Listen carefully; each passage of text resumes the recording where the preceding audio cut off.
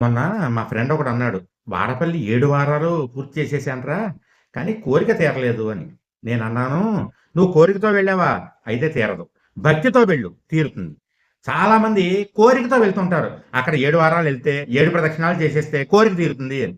భగవంతుడు అనుకుంటాడు, "నువ్వు కోరికతో రాకురా, భక్తితో రా" అని. అక్కడ ప్రదక్షిణ చేస్తూ, "హమ్మయ్య! ఒకటైపోయింది, రెండోదైపోయింది, మూడోదైపోయింది." దీని మీదే ఉంటుంది దృష్టి. అక్కడ ఒకాయన మైకిచ్చుకుని, "ఏడుకొండలవాడా గట్టిగా చెప్పాలి, వైకుంఠం దాకా వినపడాలి" అని ఆయన మాట వినపడుతుంది వైకుంఠం దాకా. ఆయనకి పుణ్యం. వీళ్ళు ఒక్కళ్ళు గోవిందా అనేవాళ్ళు ఉండరు. కబుర్లు, కబుర్లు, కబుర్లు. కాకపోతే 7 సార్లు వెళ్ళాం వాడపల్లి. తిరుపతి ప్రతి నెలా వెళ్తాం. ఎందుకు దండగా?